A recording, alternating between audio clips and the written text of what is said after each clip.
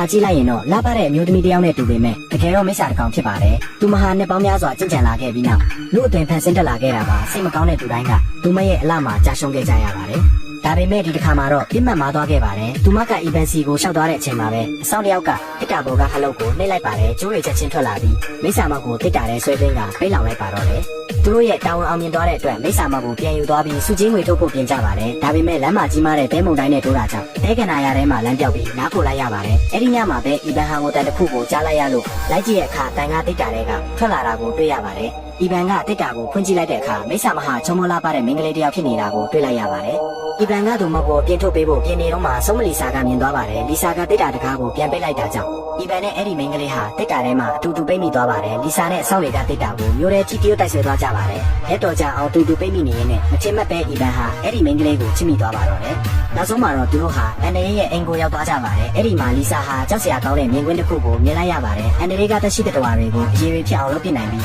အဲ့ဒီရေကနေတက်ရှိအစ်စ်တွေကိုဖန်တီးနိုင်တာပါအဲ့ဒီတော့မှသူတို့အတုံးချခံလိုက်ရမှန်းသိသွားပြီးလီစာဟာအီဗန်နဲ့အနာတို့ကိုလွတ်ပေးလိုက်ပါတယ်ဒါပေမဲ့သူတို့ထွက်မပြေးနိုင်ခင်မှာပဲအန်ဒရီကမိသွားခဲ့ပြီးတန်ကြိုးတွေနဲ့သူတို့ကိုတင်းကျပ်စွာချီနှောင်လိုက်ပါတယ်အနာရဲ့ခေါင်းပေါ်မှာစပန်းပွင့်တစ်ခုပေါ်လာတဲ့အခါမှာတော့အီဗန်အရာအလုံးကိုသဘောပေါက်သွားပါတယ်အန်ဒရီဟာအနာရဲ့တက်ဆွမ်းရည်တွေကိုစုပ်ယူပြီးအရေးဖြစ်ပြောင်းလဲဖို့အတွက်သူတို့ကိုတုံးချပြီးအနာကိုဖန်ခိုင်းခဲ့တာပါ